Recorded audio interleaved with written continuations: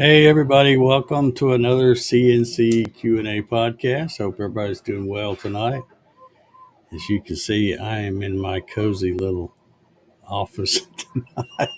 It's just too damn cold to be out there in that garage, even with my nice little heater out there. It has to work too hard when it's this cold, so I just decided to do one from in here, and we got a bunch of different things to talk about, just some random BS, I guess, but should be fun.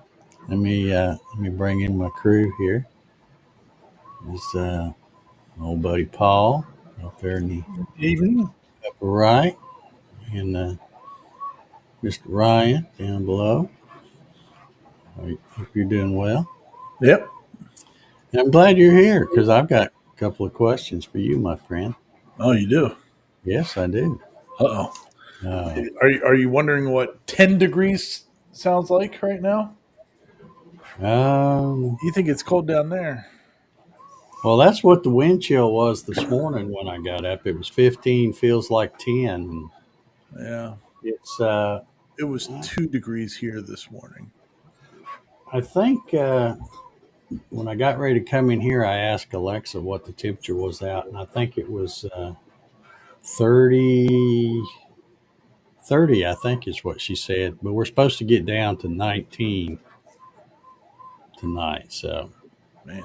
I mean, for crying out loud, this is Georgia. That's ridiculous.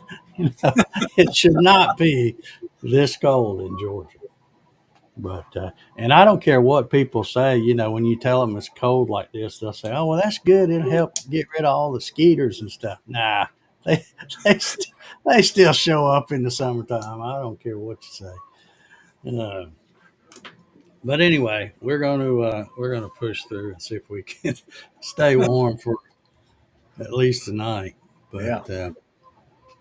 But anyhow, I don't have my since I'm in here. I don't have my stream deck going, so I've got to. I was going to close that out. I'm not using it,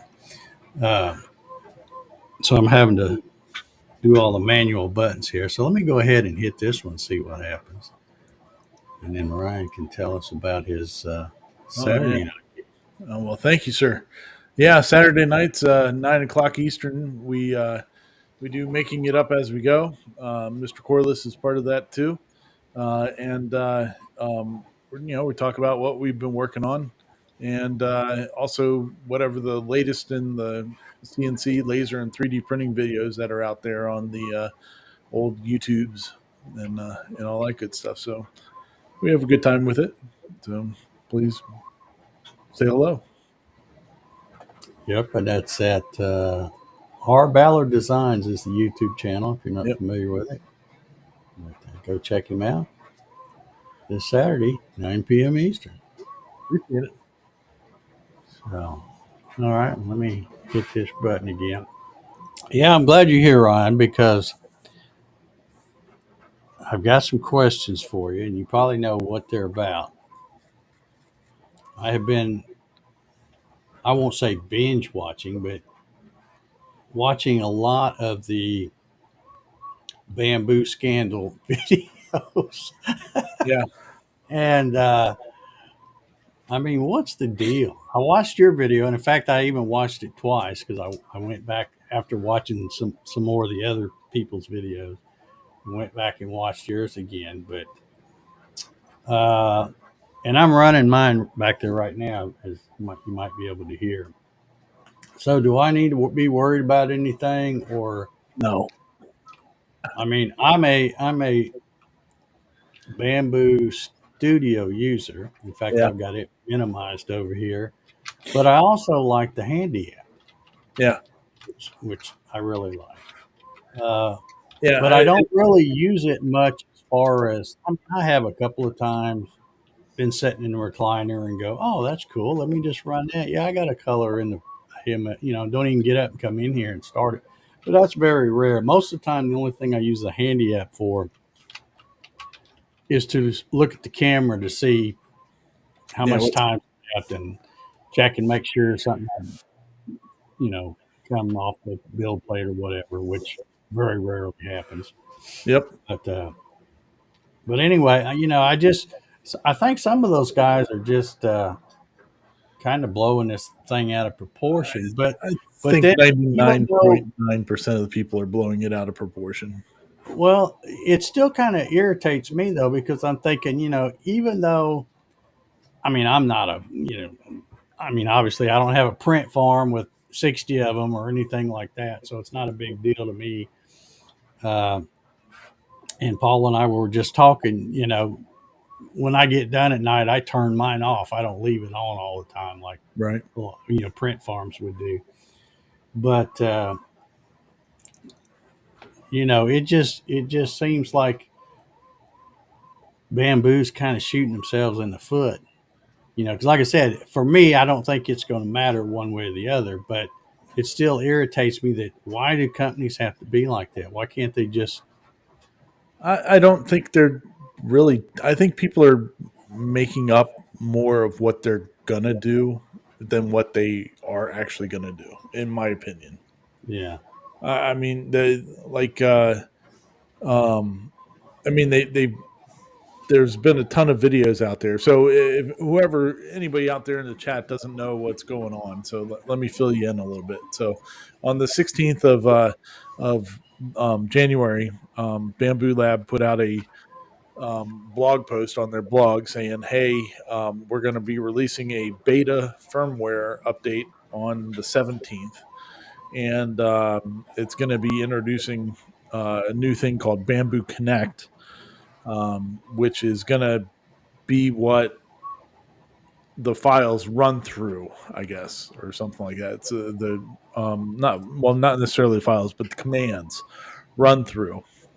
And so what that affects, it affects mainly two groups of people.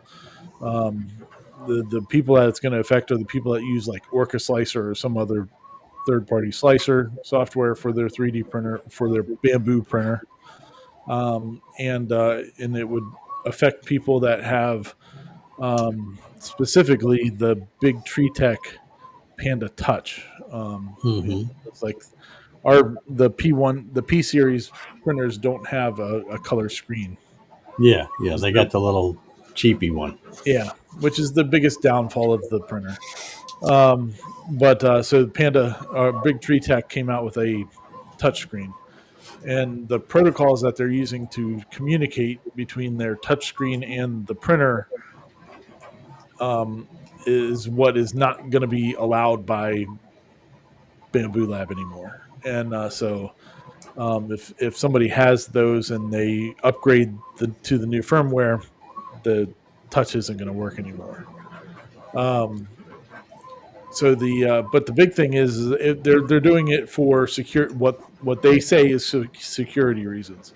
And looking back at their data logs of the malicious attacks on their servers and stuff like that, it's ramping up severely over the last 6 months. Just on January 8th, it was 10 million in a 15-minute time frame. Like unauthorized requests were being sent through. So, I mean, they have to do something to make it more secure. And I don't. I guess it's. I mean, it's kind of secure now, but I guess they're trying to just make it more so. And some people are saying, "Oh no, that's not how they're just getting more of your information or something." I don't know how they're getting more of your information. I mean, Yeah. they've already got Well, whatever information they need from you. They I don't would care think about it's security. already pretty secure unless you're the kind of person that has several of them and has a print farm where you're leaving them on all the time and Yeah. have stuff on all the time. Whereas Well, in yeah, my case, and and they have like there's print farm software out there, and they're working with them. Like they've been working with them evidently for months about this update coming out. So it's not like they're trying to hide that they're trying to lock stuff down a little bit more. I mean, they've been working with Orca Slicer too. for a long time, trying to get it so that Orca Slicer will funnel through the Bamboo Connect thing and work like as it does now. But I think they're really just trying to stop people from attacking their servers and all that, and sending, telling your printer to print out, just start dumping filament out and go to 700 degrees or whatever, Yeah. Yeah. So I think people are just they're overestimating what a company's really going to do. Yeah. They're talking like, oh, now they're going to have a subscription service. Oh, now they're going to have this or that. If they were going to lock down the printers at any point, they would have locked them down last year with the A1s, which I thought they did for a minute, but they didn't. When there was the fire hazard possibility of their cords, which they should have. If it was that much of a safety concern, they could have sent a message to the printers that were online and had them stop. But they didn't do that. Yeah. So if they're not doing it for a safety concern where they had to recall, however many hundreds of thousands of printers that they had already had out there in the wild, why would they do it any other time? I mean, it just doesn't make any sense. Yeah. So yeah. I think people are just being over dramatic about their intentions. Well, I certainly hope so, because I bought mine in like middle of October. I think I got it the 20th of October or something like that. So I haven't had mine that long. But it's like, if they want to change stuff and go to a subscription or anything like that, that's fine. Just do it from everybody that buys one now on. Don't go retroactive on me. And I mean, they could do that with the new printer. Like when they come out with the new printer, they could do that. They're not going to do it with these. I wouldn't. It doesn't serve them any reason to do that. Yeah, and they can't lock it down for filament. Like it's just not possible for them to do that. Yeah. When you first started talking about that, and you said that it would be possible for somebody to take control of your printer, I was telling Dave, boy, if they ever do that, I hope they print something nice. Yeah, right. Well, I mean, they did have an issue back in August, and nobody has, in any of the other videos I saw, were talking about that there was that they had an outage, 2 outages within a couple hours, and it like sent log jammed up requests to printers. So like it started printing stuff that had already been printed. So some people were having stuff sitting on their printer, and then the printer's trying to go again and stuff like that. And that to me sounds like the type of stuff that they're trying to stop. So they don't mention any of that in any of their firmware or malicious intention stuff. But I mean, could that have been part of why this is all going down? It definitely could be. Somebody might have gotten through. Yeah. But they're not talking about that. So John has a question here. He says, can you print on them without using Bamboo Slicer, say, Secure or something? Yeah, you can use the SD cards or whatever. I mean, it doesn't matter. It's just the people that are, that use the Bamboo Handy app. And if you use Bamboo Handy or the Bamboo Slicer, you're not going to notice any changes. Like nothing is changing for these people. It's only going to affect anybody that's using like Orca Slicer for the moment until Orca Slicer does their update. Yeah. So and the firmware is in beta, so it's not even an official release yet, and they're not going to force people to do it.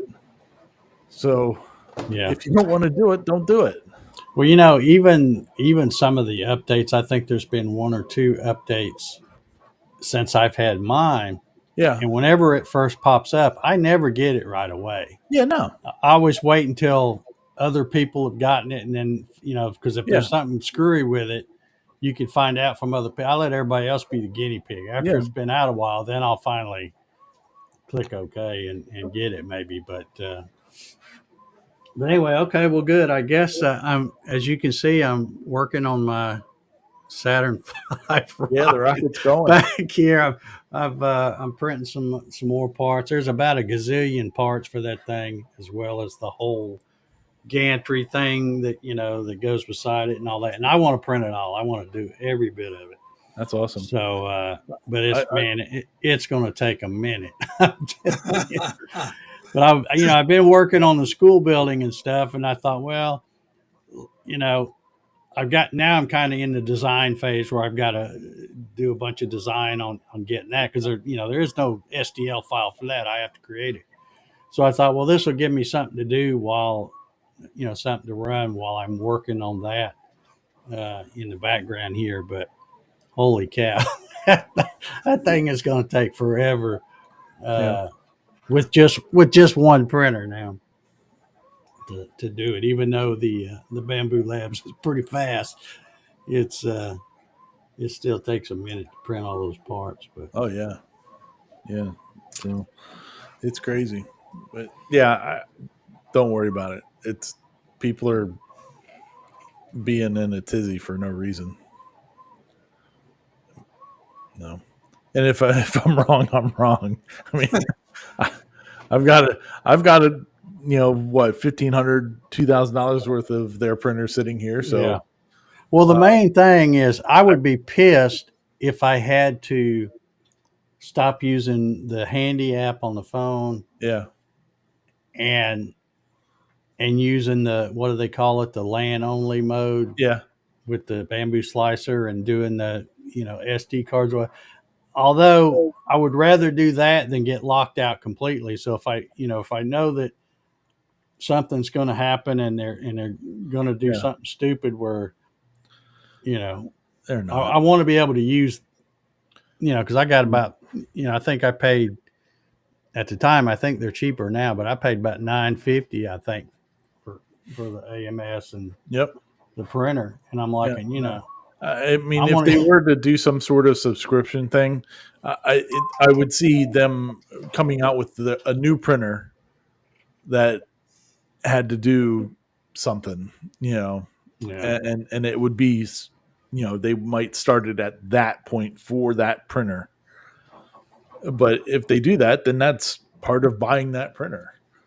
They're not gonna brick all these printers that they have out there. Well, I think it'd be stupid, even if they said, okay, we're going to leave everything just the way it is for all the printers that are out there now. But now we got this new XYZ printer that's bigger and better, and we're going to do a subscription thing. I think they'd be an idiot to do that. But I do too. But me. I mean, you could see them doing something. I mean, there's some of the car manufacturers are now doing subscription stuff like that, and like the what is it, BMW or somebody, you have to get a subscription if you want to use the heated seats that are already in your car. Yeah, they're already there. GM is looking at the same thing, That's just on Teslas, if you any of the ones from the last several years, if you had the supercharger, free supercharger stuff, and you sell the car, the free supercharger stuff doesn't go along. Right. They would have to pay for it again. Yeah, that's just doesn't crazy. Make any sense, but but I mean, those things are. I was thinking the other day, and this is going to sound crazy, but this is how I think. But if there was a way for some rich people to come up with saying, hey, we're going to start a car company, but we're going to make cars. We're going to just have, 2 or 3 models. We're not going to get crazy and have a whole bunch of different models, but they're going to have, stay with me now. They're going to have crank windows. You got to lock the door like this, all the, just radio and they heater, sell like just crazy. a basic get to point A to point B car. Yep. I personally think they would sell a lot of them because I Yeah. certainly would buy one. But they put, and of course the government would never let them make a car like that to start with. But they put so much crap in cars now that's power this and and then it goes out and it costs a fortune to get it fixed and all that stuff. It's Yep. just, I don't know. I just think it would be cool if somebody would come up with that and just say, we're just going to build a car that's no fancy stuff at all. Maybe a radio, no GPS, none of that heated seats, no power door locks, all that kind of, yeah, a button on tap the high beams. You damn right. There we go, Bubba. I just think that would be, and I think they'd sell a bunch of them because people just, a lot of people that have to drive old bangers anyway because they can't afford to. I'll tell you, all the new I crap. would gladly go back to a car that has, instead of all these digital controls, but I would gladly go back to manual heat controls and, tune the radio and all that kind of stuff. Yeah. I would gladly have that. Oh yeah. Yeah, yeah, and I would love if in one of the models they made a stick.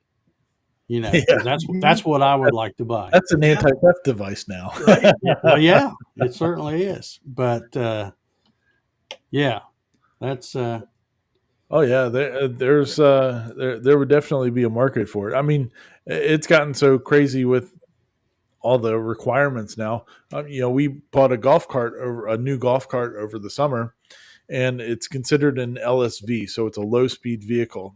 So it's not technically a golf cart; it's a low speed vehicle.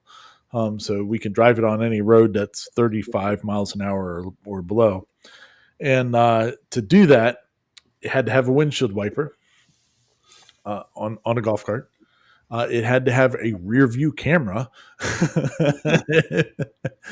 mirrors, lights, all that stuff. But you had to have why do you need a rear view camera on a golf cart? It's so stupid. yeah. Can't you just turn your head, see the same thing? But Yep. yeah. Oh yeah. Harry's talking about the Yeah, now see that comment just made me think of something else too. And again, I'm dreaming here. This is never going to happen, but just think if they, in these cars that I'm talking about, the point A to point B, get you their car, no seat belts, and let's put them old steel dashes back in them. Yeah. Let's weed out some of the weed out the weak ones. Yeah, we can kind of thin the herd a little bit. Yeah. That reminds me, if I could, Harry, I need you to email me your address. I can't, your email that you send, that you send me, I can't respond to it. So I need you to send me your address, please. Yeah, Andy's talking about the old crank. See, my truck, most of you may know the story of my truck, but I won a truck at a raffle. It's a 2003 Ford F-250, and it was part of their fleet. It's Snap and Shoals EMC, which is my electric company. It was part of their fleet. So they retired a truck, and then at their business meeting, they have a raffle and give it away. And I won it, and it's a long story. I won't go into that. But being just an old fleet truck, you crank the windows down, you get out of the truck and lock it. You got to hit the thing. There's no key fob or, none of that stuff.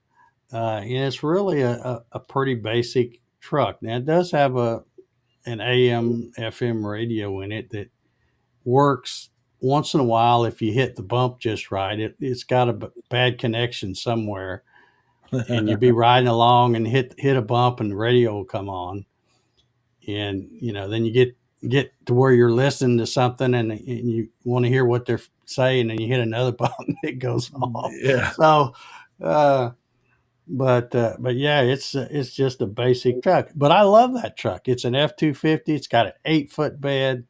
So I've hauled all kinds of shit. I put, full sheets of ply. I put a whole pallets of plywood from Home Depot in there. Nice. Beautiful, beautiful truck. But yeah, I wouldn't want it. The only thing I kind of wish it had that none of the cars have these days is the old little vent thing. Oh They yeah, the had on vent the front. window. Yeah. Those were Yeah. a good thing. So I wish somebody bring those back. But anyway, I'm dreaming. I know none of that stuff's going to happen. But a man can dream, can he?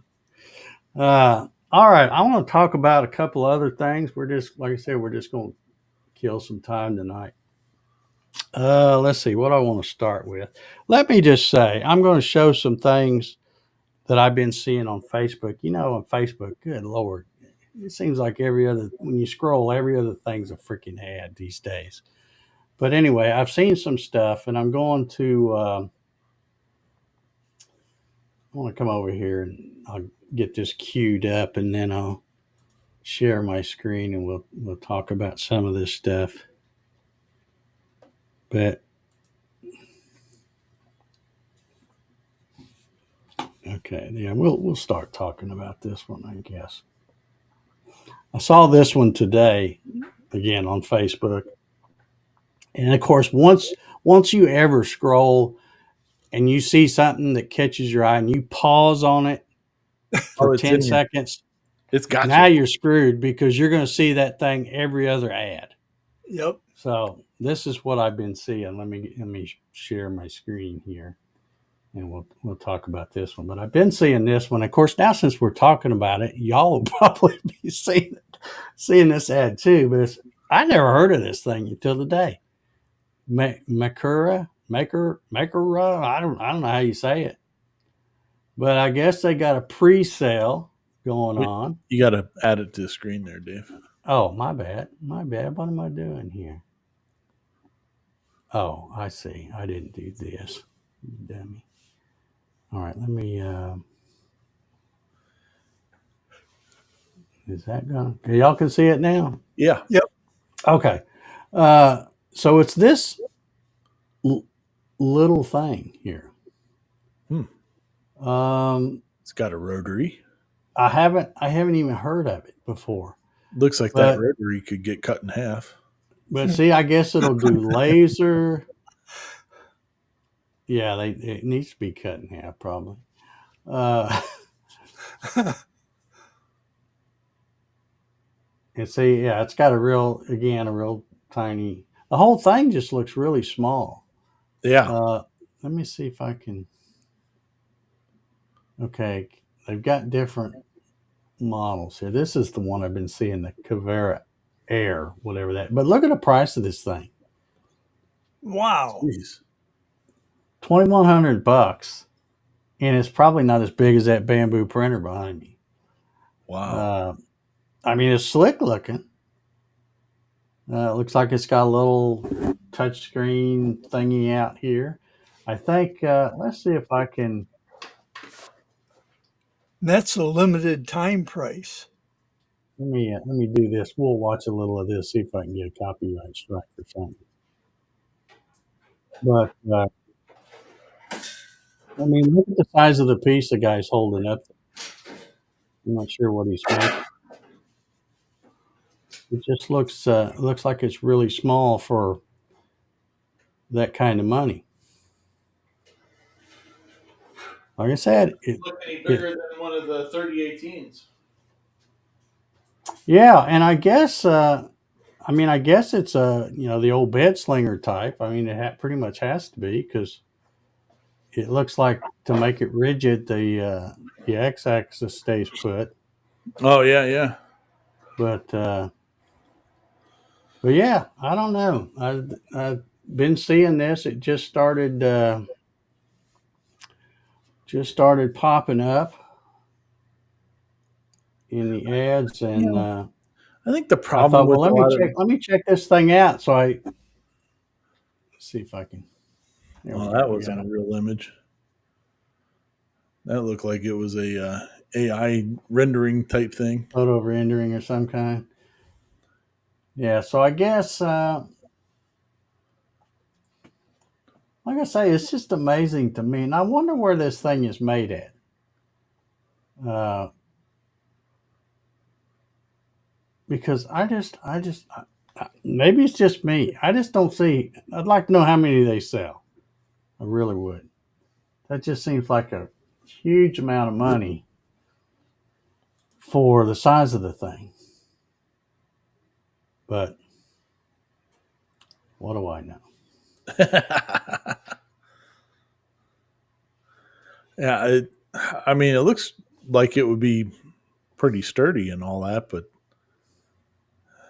and pretty fancy. But uh, Yeah, I mean, it's got the little e stop there, and I think, like I said, a little touch screen here, and it's got that nice thing there to keep it, keep all the crud inside it.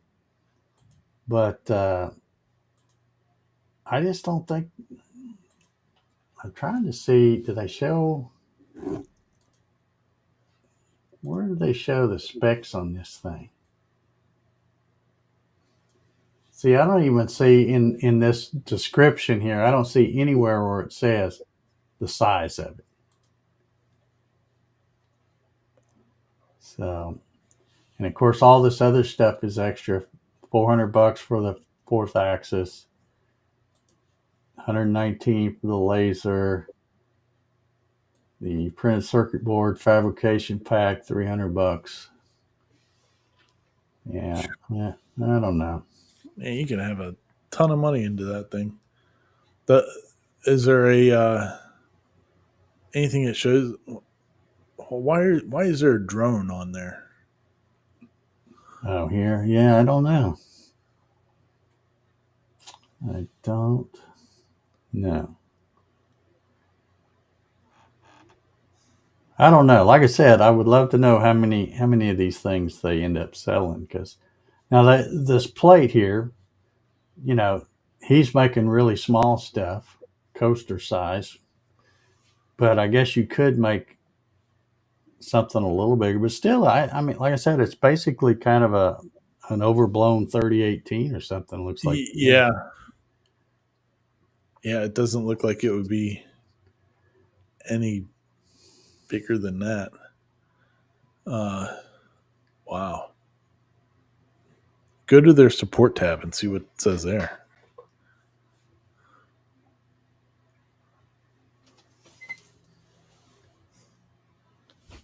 Mm-hmm.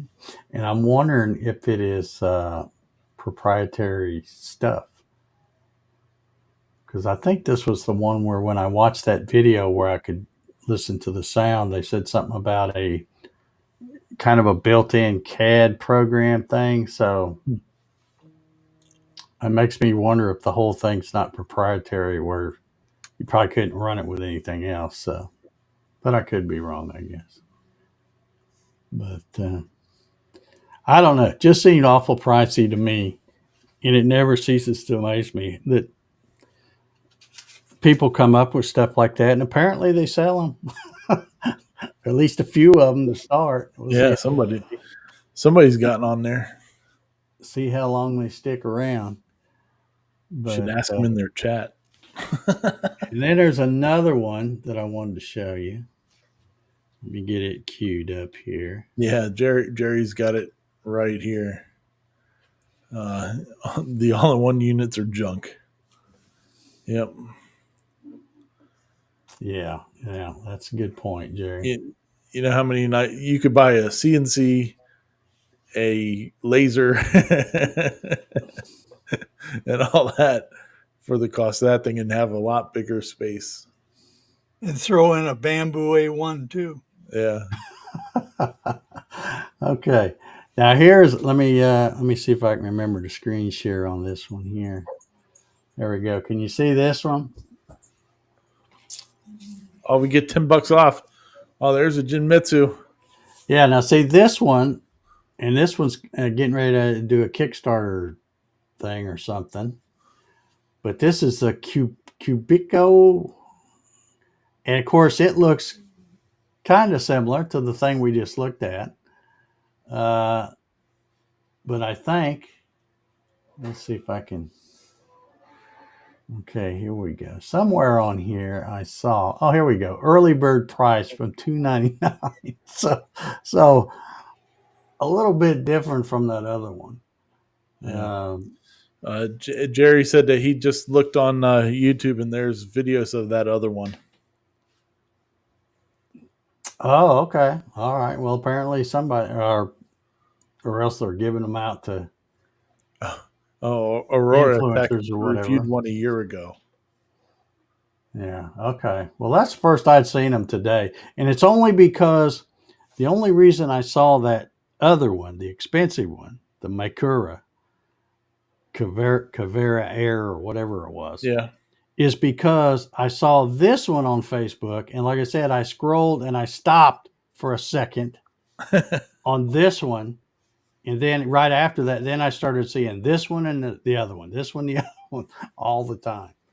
So, but anyway, I don't know what this one has. It looks like it's got kind of the same, CNC carving, laser engraving, a smart app control. It looks like it's got some kind of a little controller thing right there.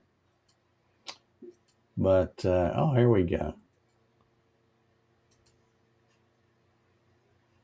Yeah. Oh, and of course they push the phone app thing. All right. So what is she doing? Okay, she's making. Oh, you made an earring. Okay.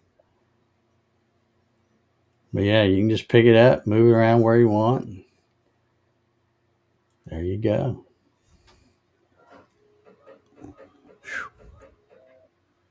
See, now there's something really useful. You have to have a real use case for that thing. Yeah, but I don't know. I guess it just depends on what you decide to make with it. But anyway, at least that one's not $2,100. So I mean, what is this? 300? You could buy what, 7 of them for? Yeah. Have 7 of these for what you could that other one. But anyway, I just thought I'd show this. See what y'all think. But like I said, y'all will be seeing those ads now too. Yeah. since we've been talking about them here. In other news, on the NEMA Labs front, I talked to the big cheese at NEMA Labs. Oh, nice. Today. Yeah. How's Michael doing?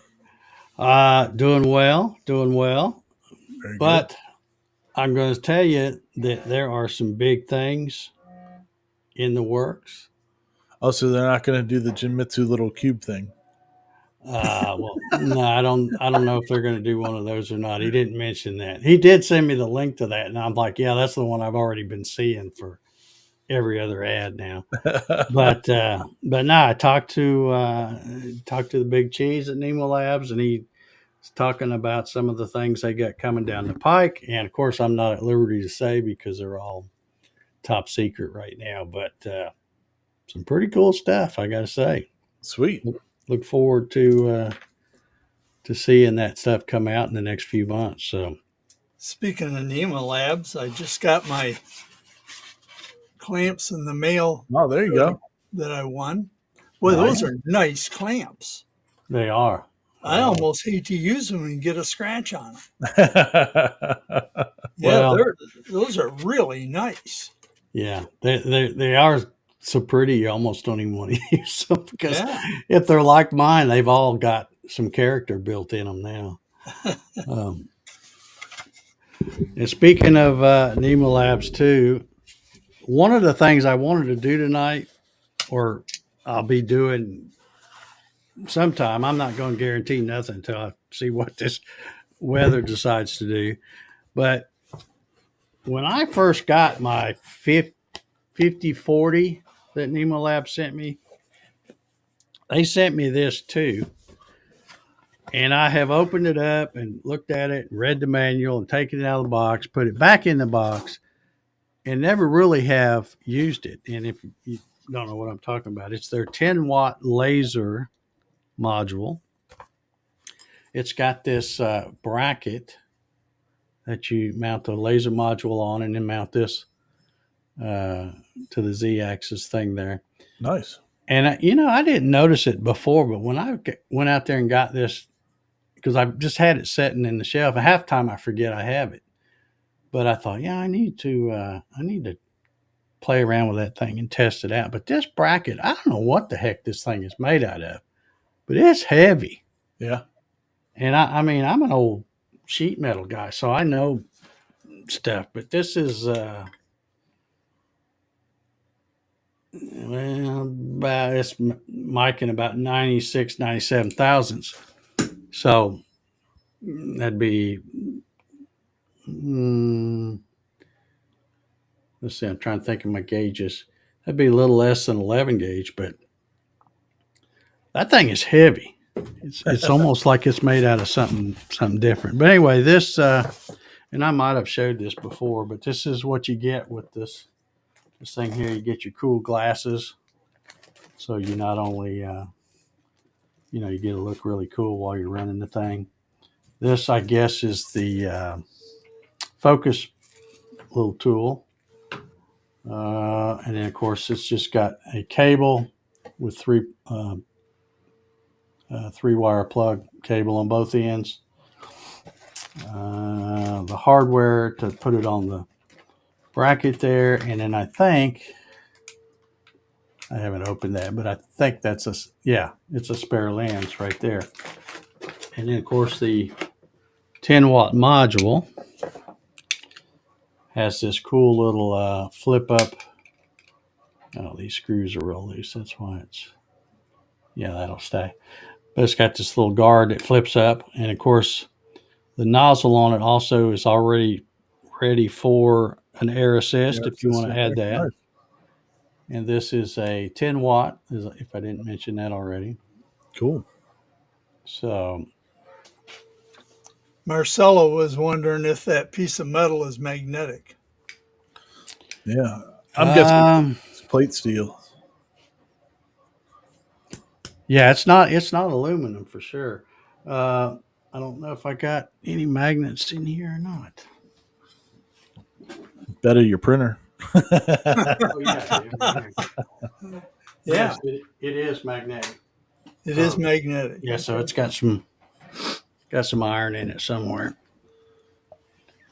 Yeah. So Dave, not to interrupt you there, but if you watched the show last weekend, we talked about Mr. Corliss's video that he put out and the lights that he got for his A1. Yes, I saw that video. Yeah. So Paul made me end up spending like $60, $70 because I bought lights for all three of my machines. I bought another control board because once you got over $50, it was free shipping. So I was like, oh man, I'm gonna start ordering a bunch of crap now. Yeah, they got you. Yep.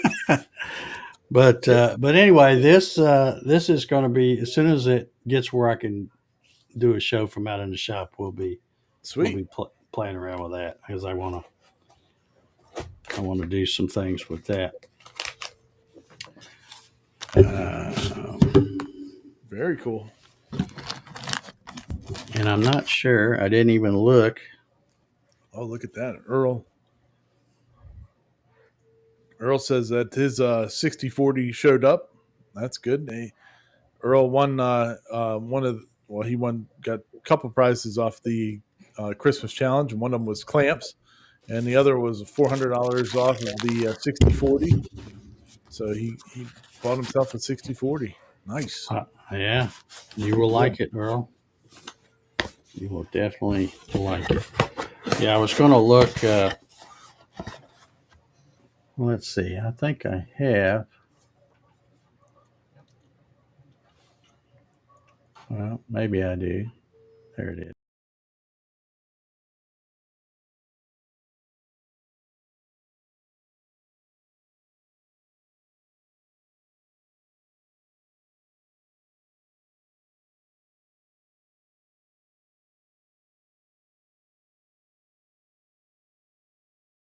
Go back here for a second. Yeah, I'll just I'll go look over here on their website and see. I was going to look to see what the laser module runs.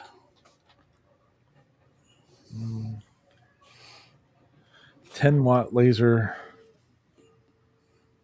I'm going to say, what's your guess, Paul? I'm going to go 159.99. I'll say about 250. Let's see. Drum Okay. roll. Well, it looks like they've got a different one than what I have. I think this is a dual LEDs with beam compressed. It says optical output 10 watt. It's 229. Oh, Hmm. But that don't look like the same one I got. Maybe it is. I mean, okay, yeah, I guess it is. So it's yeah, it looks, 229. So that's a nice looking one. yeah. Very cool. But anyway, I'll be doing that pretty soon. Kenneth says he's been eyeing that laser module. Yeah, and of course I haven't ran my banner here, but if this is your first time watching, you can get a 10% discount off of anything you buy off the NEMA Labs website by using the link below. It's listed there, but that's not a clickable link. It's down below. So you can check. So Kenneth, if you end up getting that laser module, make sure you use Dave's link there, because that's what Earl did. So he got $400 off. Then he got another 10% off too. So Sweet. pretty good. So make sure you use that. Yeah. Oh, All righty. Well, Shiri says, I got my 5040 and assembled it over the weekend. That sucker's surprisingly beefy. Beefy. Nice. yes, it is. It's very, very solid little machine. That's one reason why I was impressed with the 5040 that I was sent, and then they turned around and sent me a 6040 a little while after that, and just both of them are just really, really stiff little machines, and really, really impressive to me. And I know a thing or two about CNCs, not a whole lot, but A couple things. a couple things. But anyway, well, we got any questions or comments? I haven't been paying attention over there.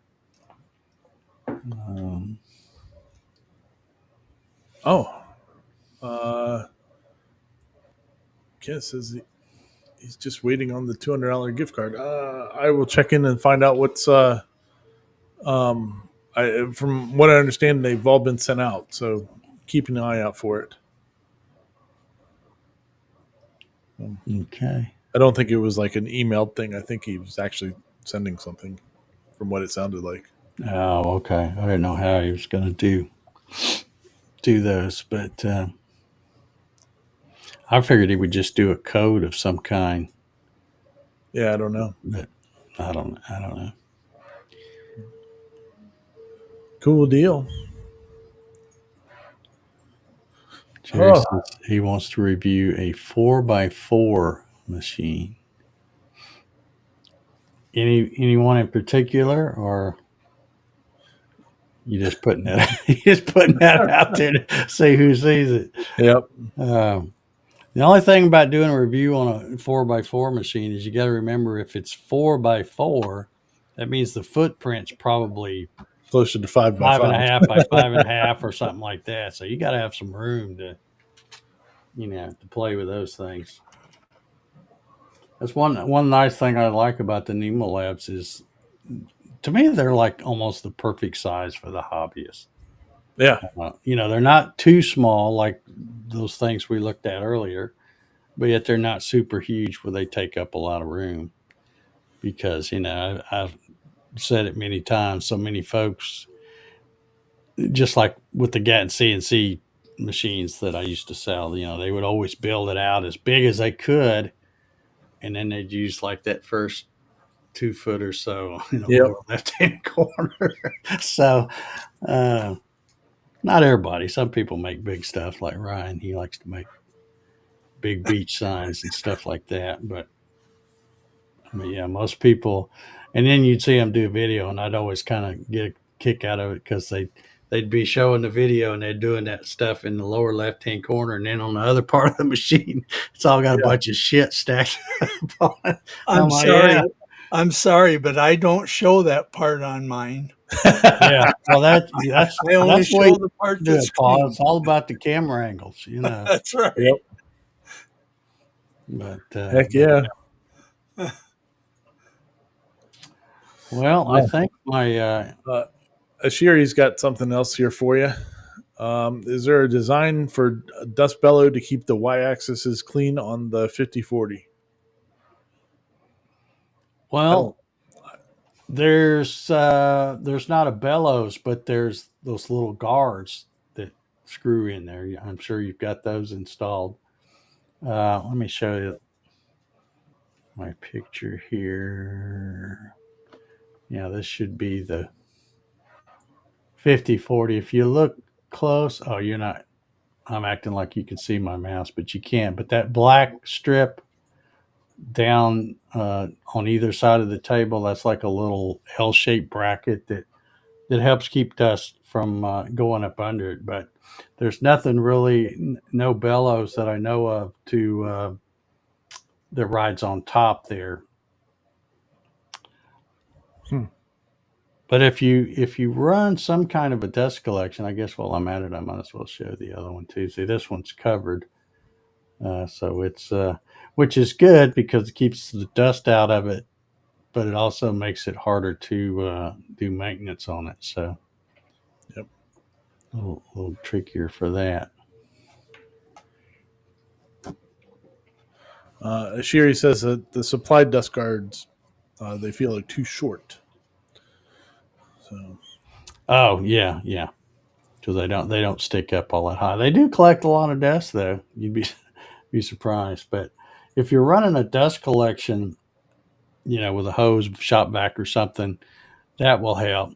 But if you're like me and you like to shoot videos and you want to leave it uncovered, it is going to make more of a mess. But you know, my old sidewinders that I still have my original one back in my shop, and it's kind of similar to the 5040 where it's got the the rails just kind of out there and stuff, and it's not really a big deal because if you just take a shop vac and hit them every once in a while and keep them cleaned off, I never thought it was that big a deal. um, where you'd need to put bellows or something on them. But I think a lot of the things, my thinking is probably a lot different than other people's because other people, will buy it like a hobby machine or something, and they think, well, it should have, this can get all dusty. It should have bellows on it or something. My experience working in sheet metal shops, I've seen industrial equipment, and it's like it is filthy. I mean, it's nasty, some of the nastiest stuff you've ever seen. And do they take time to clean it? Nah, not unless it breaks down. They just keep going. yep. So I think that's kind of the mentality that's been built into me over the years is, I'd be afraid to clean it, afraid it wouldn't work after I cleaned it when I got it dirty. So, Got a and if question. anybody has seen my Avid or something like that, you'd see what I'm talking about. Because Got a question here, Dave. okay, let's see. It says, "Hi, my first time here. Great content. Well, thank you. Quick question: how can I set my CNC to always move to a specific point as the origin for all projects when sent to home?" Well, when you home your machine, it's going to go to wherever home is designated. And in the case of a Nemo Labs, we talked about this just last week, I think. You set up your home, and by default, Anima Labs is set up the home in the lower left-hand corner. Now, if you wanted to go to a certain point, for example, I'm going to be using my hands here, and I don't have nothing to show. But when you home the machine and it homes to the lower left, and let's say you always want to run stuff in the lower left, you could run it right there where it's at when it homes if you wanted. Or if you wanted to say, well, let me move it an inch over and an inch up, you could set an easy macro where you just hit it and it's going to move over an inch and up an inch. Or if you always want to hit in the middle of the machine, for example, a 5040 is 500 by 400 millimeters. So you'd say, okay, 250 by 200. You could set up a macro after you home it, and it knows that the 0 is in the lower left, and then it would always go to that point. So I don't know if that makes a lot of sense or not. Let me know if that made any sense or not. But yeah, you can always set it up to go exactly where you want to. And in a lot of the larger machines that run like Mach 3 or something like that, you can do it with what they call work offsets, G54 through I don't know, G59 or whatever it is. And actually, there's more than that. But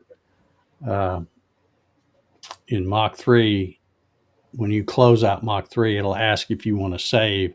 And if you say yes, it saves that very last work coordinate 0 point you set. So if you set it for the middle of the machine and then you come back a week later and you start at Mach 3, you home the machine and then you say go to 0, it's going to go to wherever that last one you had set. That'll be your G54 work offset.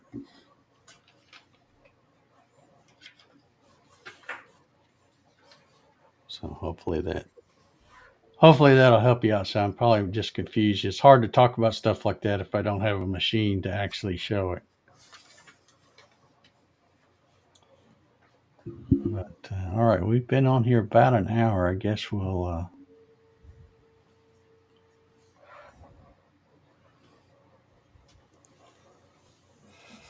I keep checking the comments here, seeing if I missed anything. Hey, Marcelo, if you're out there, when did your gift card come to you?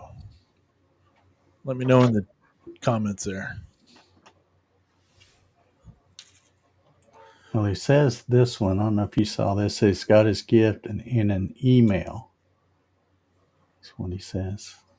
He just didn't know what to get you. Yeah, I saw that. Kenneth should have gotten his around the same time. So I'm wondering, then it was done by email, and I was hoping Kenneth could check his junk folder or whatever for around whatever day that was, because it should be there.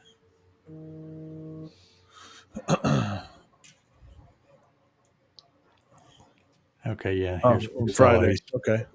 He's mentioning the work coordinates, work offsets. You can always set up where it'll go wherever you want.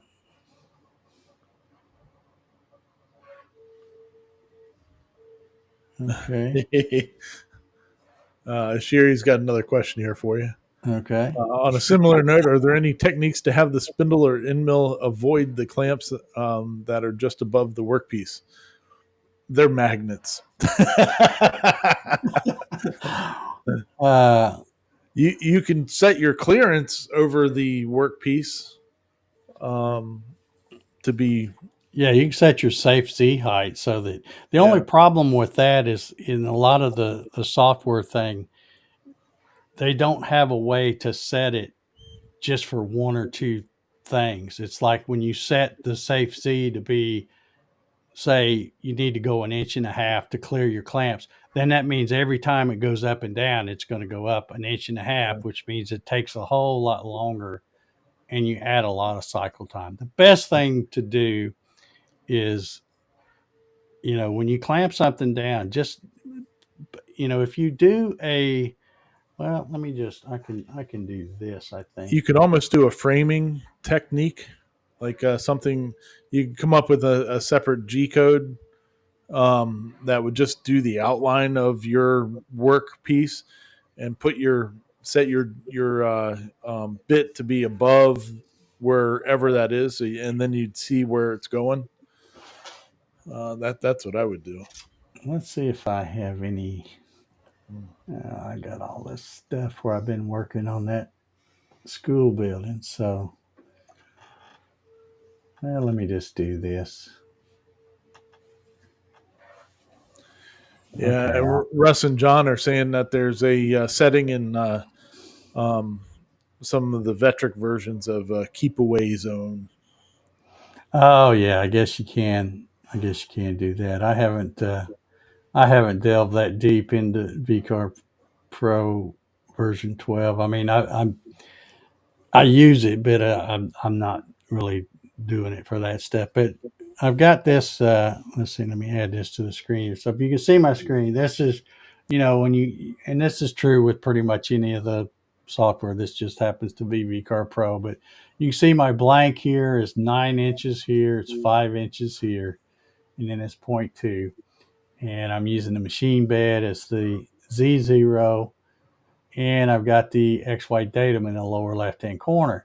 So you just, after you've been doing this a while, like I have, you just kind of get used that if you're going to put something in here, like I don't know, something like that, you just know, okay, well here'd be a good spot, here'd be a good spot. You just kind of learn to where you can put them and not, uh, not put them in the way where it's going to cut. Now, if you watch, if you've watched any of my videos, that's not always the case because you always cut it too close sometimes. So, uh, Yep. and again, that's why I like to use the wooden clamps, or at the very least aluminum clamps, because a bit will go right through them, especially the wooden ones. Uh, but yeah, if you're still fairly new at it and have trouble, trying to cut it too close with the clamps, make sure you just take a piece of scrap and make your own clamps, and then that way, if you hit them, doesn't matter.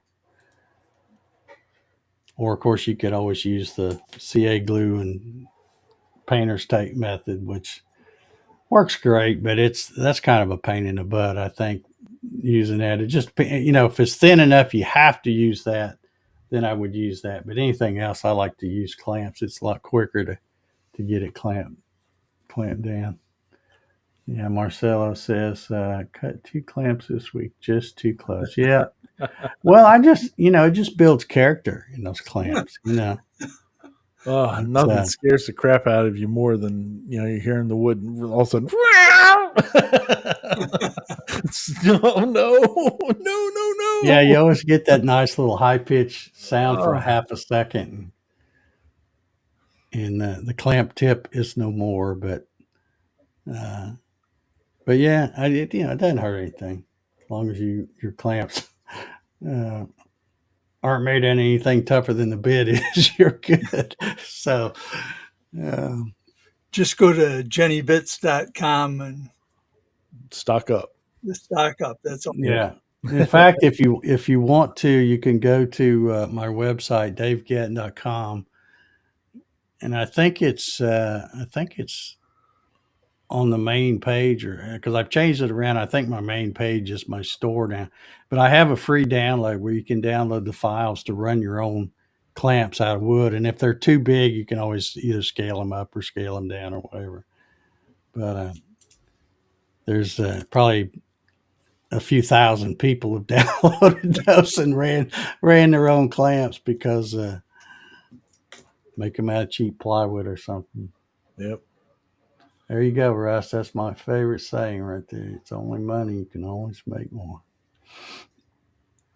All right. Well, we've been at it a little over an hour here. I appreciate y'all hanging around. We've had a pretty decent group of folks here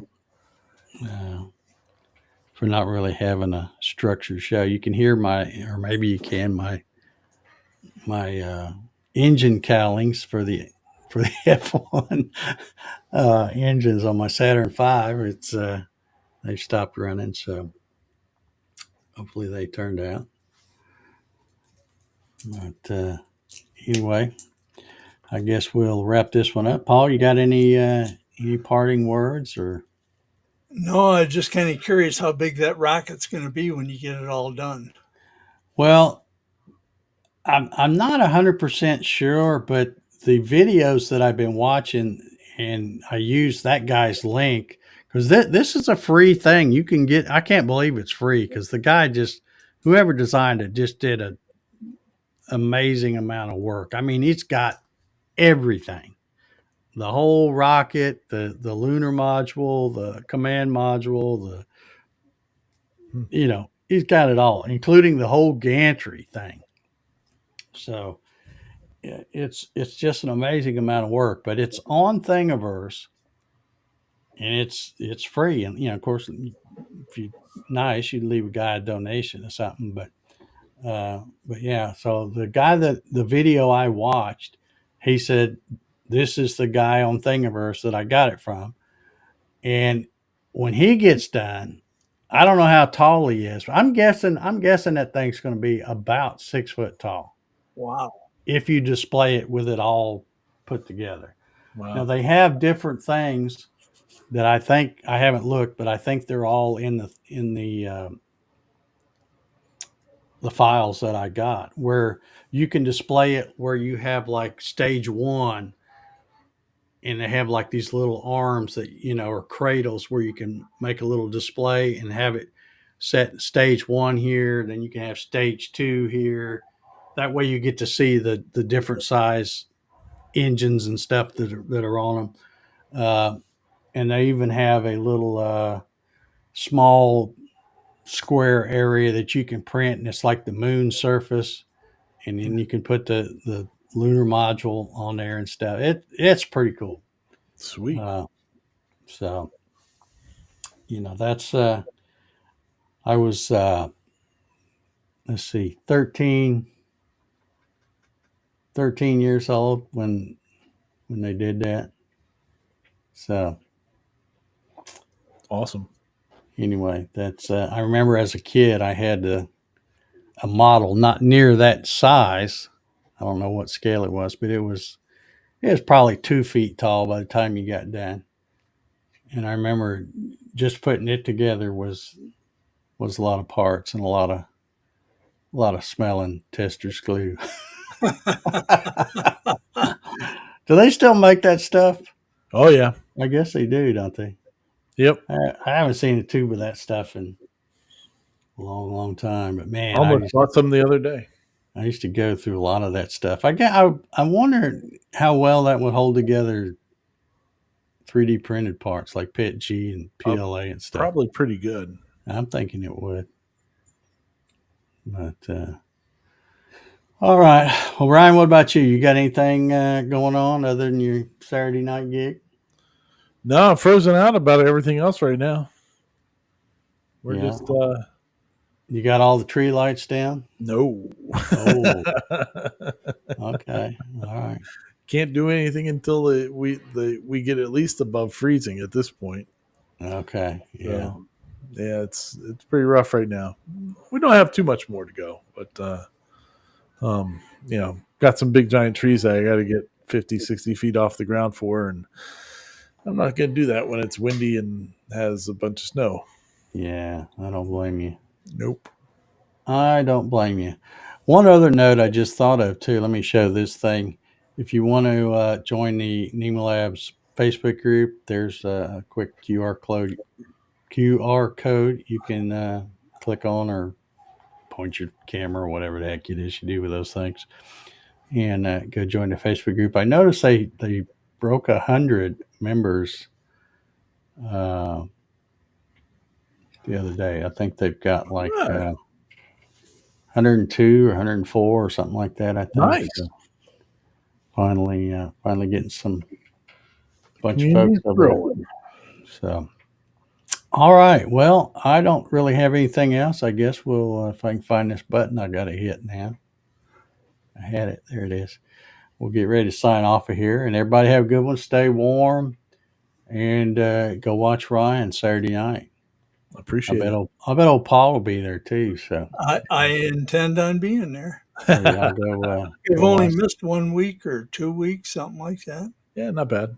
Yeah, it's a Yeah. good show. It really is. Yeah, that's We'll- where I learn all my gossip.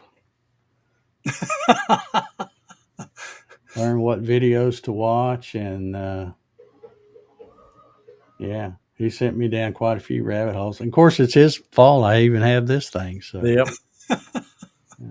Anyway, That's what Well, we I see do. you have quite an inventory of filament up there too. yeah, not as much as a lot of folks have, and just about. I'm trying to think. I think right where my finger is, that blue one right there. I Hmm. think all of this stuff going towards the door, that's all pitchy.